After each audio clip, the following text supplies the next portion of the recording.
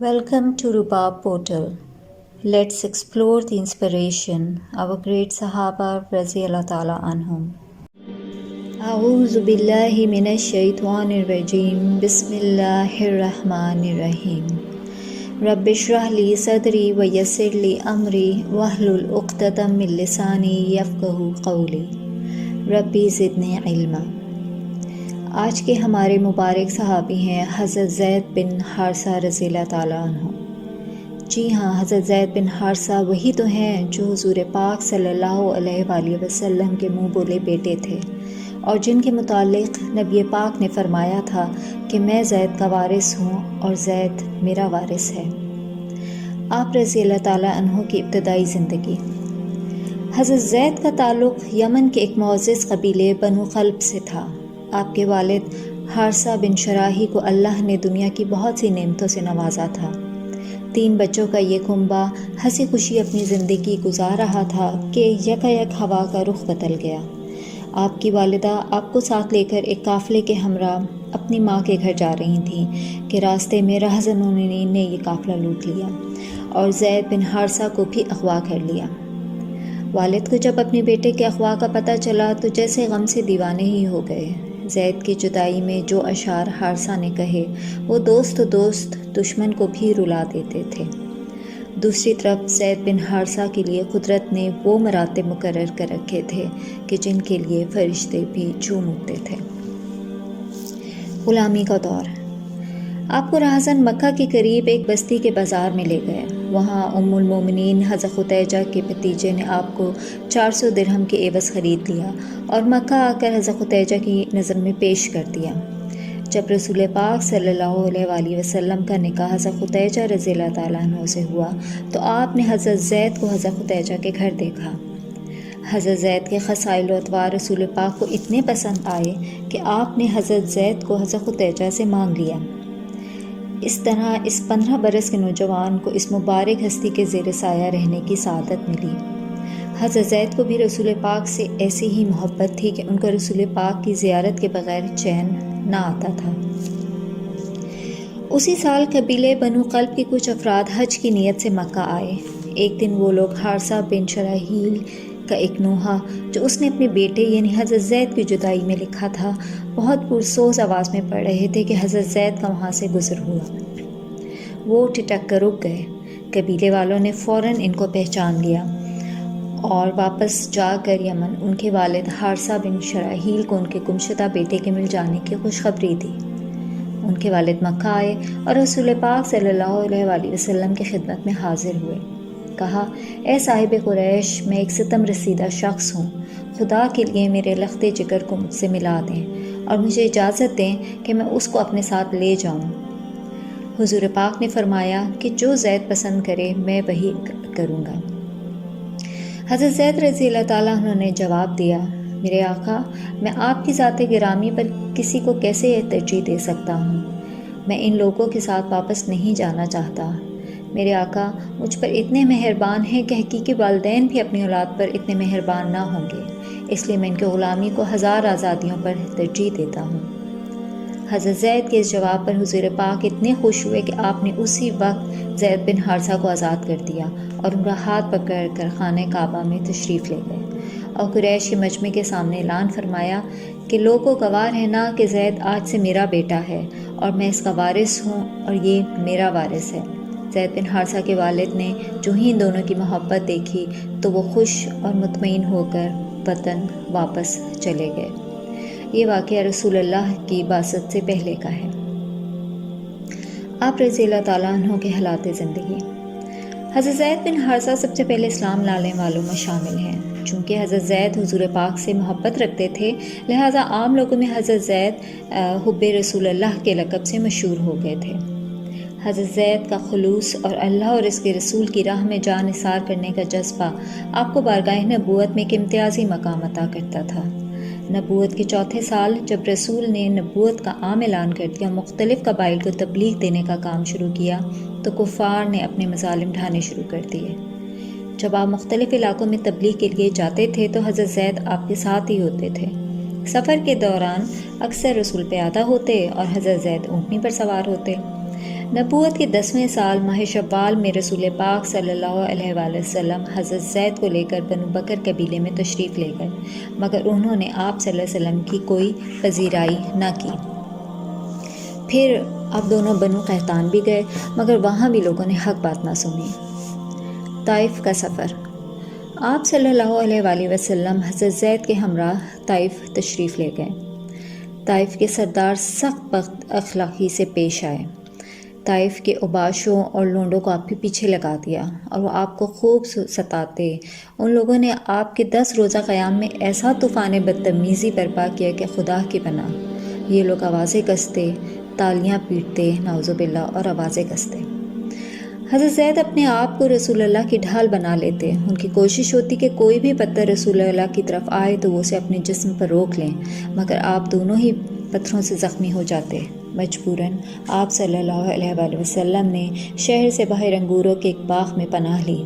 وہاں پر حضرت زید نے اپنی چادر سے رسول پاک صلی اللہ علیہ وآلہ وسلم کے جسم سے خون صاف کیا۔ حضرت زید کا حضرت زینب رضی اللہ تعالیٰ عنہ سے نکاح۔ حضرت زید رضی اللہ تعالیٰ عنہ رسول پاک صلی اللہ علیہ وآلہ وسلم کی ہر خوشنودی پر پورا اترنے کی کوشش کرتے تھے۔ جب حضور نے فرمایا جو شخص کسی جنتی عورت سے نکاح کرنا چاہتا ہے تو اسے ام ایمن سے نکاح کر لینا چاہیے۔ ام ایمن آپ صلی اللہ علیہ وآلہ وسلم کی آیا تھیں اور رسول پاک ان سے بہت محبت رکھتے تھے۔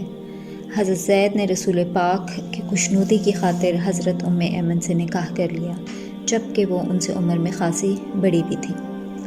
ام ایمن کے بطن سے 3 بیٹے پیدا ہوئے۔ ہجرت کے 5 ماہ بعد رسول اللہ صلی اللہ علیہ وآلہ وسلم نے مہاجرین و انصار کے درمیان مواخات فرمائی تو آپ کو اسید بن حجیز کا مواخاتی بھائی بنا دیا گیا۔ 4 ہجری میں آپ صلی اللہ علیہ وسلم نے اپنی پھوپھی زاد حضرت زینب بنت جہش کا نکاح حضرت زید سے کروا دیا۔ پہلے حضرت زید حضور صلی اللہ علیہ وسلم کے ساتھ ان کے خاندان کے فرد کے طور پہ رہتے تھے۔ نکاح کے بعد آپ نے حضرت زید کو الگ مکان میں بسا دیا۔ حضرت زینب حضرت زید کے نکاح میں کوئی 1 سال رہیں، لیکن خاندانی اور طبقاتی عدم توازن اور مزاج میں ہم آہنگی نہ ہونے کے سبب دونوں کا نباہ نہ ہو سکا۔ جب دونوں میں حالات انتہائی کشیدہ ہو گئے تو حضرت زید نے حضرت زینب کو طلاق دے دی۔ جب حضرت زینب کی عدت پوری ہو گئی تو رسول پاک نے منشاء الہی کے مطابق حضرت زید ہی کی معرفت میں اپنے نکاح کا پیغام حضرت زینب کو بھیجا۔ اس طرح حضرت زینب امہات المومنین میں شامل ہو گئیں۔ اس نکاح پر مشرکین، منافقین اور یہود نے بہت اعتراضات کیے اور رسول اللہ کو بدنام کرنے کے لیے طوفان عظیم مچا دیا، کیونکہ عرب میں منہ بولے بیٹے کی بیوی سے اس کا منہ بولا باپ شادی نہیں کر سکتا تھا۔ ان لوگوں کی فتنہ پردیسی کا جواب بارگاہ الہی سے سورہ احزاب میں دیا گیا۔ فرمایا، لوگو محمد تم مردوں میں سے کسی کے باپ نہیں، مگر وہ اللہ کے رسول اور آخری نبی ہیں۔ منہ بولے بیٹوں کو تم ان کے باپوں کی نسبت سے پکارو، یہ اللہ کے نزدیک زیادہ منصفانہ ہے۔ اس کے بعد سے لوگ آپ کو زید بن محمد کی بجائے زید بن حارثہ کہنے لگے، اور جاہلیت کے اس باب کا خاتمہ ہوا کہ منہ بولا بیٹا بھی حقیقی بیٹے ہی کی طرح ہوتا ہے۔ جہاد۔ آپ کا شوق جہاد دیدنی تھا۔ شجاعت حضرت زید کی گھٹی میں تھی۔ آپ ایک ماہر تیر انداز اور مشاق تیغ زن تھے۔ بدر سے موتا تک کے تمام غزوات میں حصہ لیا۔ آپ کو 7 یا 9 فوجی مہماتوں کی قیادت کا شرف بھی حاصل ہوا اور مختلف سریوں میں بھی قیادت کی۔ آپ رضی اللہ تعالیٰ عنہ کی شہادت۔ غزوہ موتا 8 ہجری میں پیش آیا۔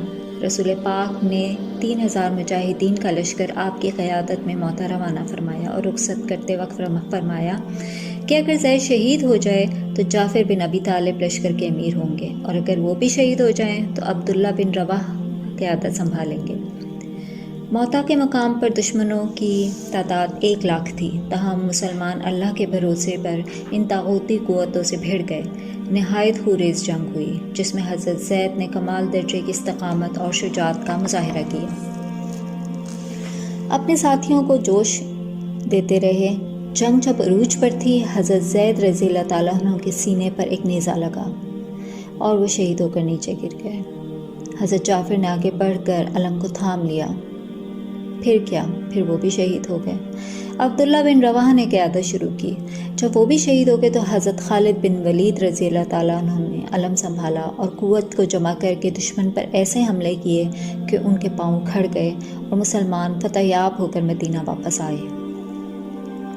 اس سلسلے میں محدثین نے یہ روایت تواتر کے ساتھ بیان کی ہے کہ عین اس وقت جب موتا کے مقام پر گھمسان کی جنگ ہو رہی تھی تو رسول پاک صلی اللہ علیہ وآلہ وسلم صحابہ کی ایک جماعت کے ساتھ مسجد نبوی میں بیٹھے تھے۔ یکایک آپ صلی اللہ علیہ وسلم نے فرمایا کہ زید شہید ہوئے اور اب جعفر نے علم سنبھالا ہے۔ جعفر بھی شہید ہوئے تو عبداللہ بن رواحہ نے علم سنبھال لیا ہے۔ اب وہ بھی جنت اتار گئے اور اب علم اس شخص کے ہاتھ میں ہے جو کہ اللہ کی تلواروں میں سے ایک تلوار ہے، یعنی حضرت خالد بن ولید۔ آپ کو حضرت زید کی شہادت کا دکھ ہوا اور اتنا روئے کہ آپ صلی اللہ علیہ وسلم کی آواز بھر آ گئی۔ حضرت زید کا حلیہ مبارک۔ حافظ ابن حجر نے حضرت زید کا حلیہ کچھ یوں بیان کیا ہے: ناک چپٹی، رنگ گندمی، قد پست۔ آپ کی کل 3 اولادیں ہوئیں۔ آپ وہ واحد صحابی ہیں جن کا نام قرآن پاک میں آیا ہے اور اس فضیلت میں کوئی ان کا شریک نہیں ہے۔